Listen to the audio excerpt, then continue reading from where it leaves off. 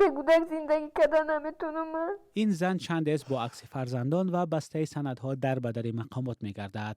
وی به چند نهاد از کمیته امنیت گرفته تا وزارت کارهای خارجه تاجیکستان مراجعت نمود تا فرزندان نابالغش از ترکیه برگردانده شوند. نه شب خوام نه روز.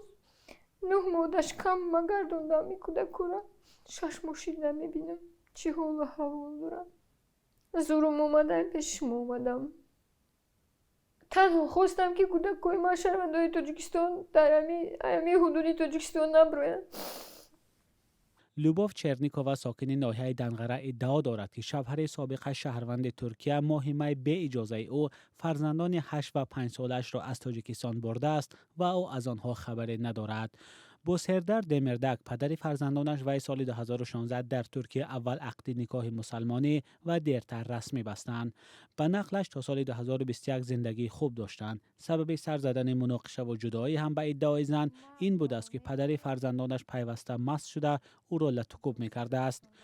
تلاش ما برای تماس با سردار دمردک بی نتیجه بود، اما در یک مراجعتش به دادگاه ناحیه دنقره و هم مقامات ترکیه برای بعد تربیت خود گرفتن کودکان وی گفته است همسر پیشینش غیر قانونی فرزندانش را به تاجیکستان آورده است.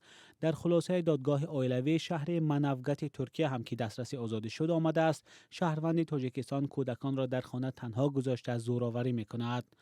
لوباف چرنیکووا این همه را بی اساس می‌خواند و برعکس میگوید بودن کودکان با پدر بی خطر نیست. به گفته او بعد بازگشت از ترکیه و با کودکان در دنقره زندگی خوب داشت، ولی ماه اپریل سال 2025 برای عیادت مادر مریضش به روسیه رفت و فرزندانش را که نمیتوانست با خود برد با وکالتنامه در تربیت یک زن شناسش ماند.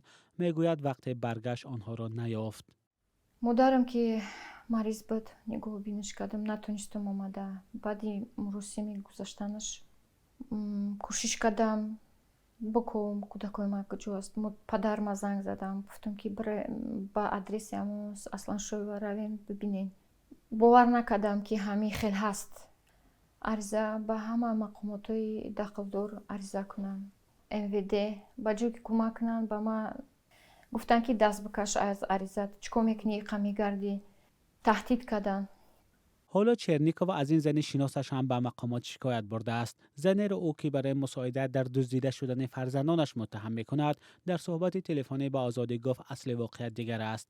او نخواست معرفی شود اما گفت من در بلیطه خواب بودم همون زنه کسی در بلیطه خواب بود او چه کرد که من جای میرفتگی ندارم در کوچه موندگیم گفت که به کودک دارم گفت خیلی میلش من کسی کودکم در خونه تو خیلی اینا بیا یک خونه در مکتب تکیل دی دو موقع گفت که من با دیگر اینو چه دارم مکتب در تاجیکستان مرا کار نمیگیرن جنگ اوکراین میرم کودکاش مونت رفت ما اوضاع کودکاش زنگ زدم گفتم که اکا شما بعدن فرزنداتون در کار باشن بیاین فرزنداتون بگیرین برین پدرشون اومد همه حجتاش اومد آورد اون پاسپورتشون قرار سودشون همه چیشون آوردن حجتشون کردن گرفتن بردن.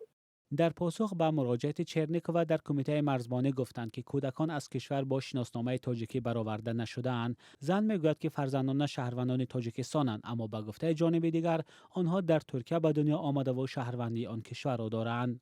معلوم نیست قضیه با چی می انجامد اما چرنیکووا میگوید که او تلاش‌هایش را برای برگرداندن کودکان ادامه می‌دهد. این بار اول نیست که ازدواج زنانی تاجیک با شوهران خارجی به بحث و مناقشه‌های دادگاهی سر فرزندان انجام می‌یابد.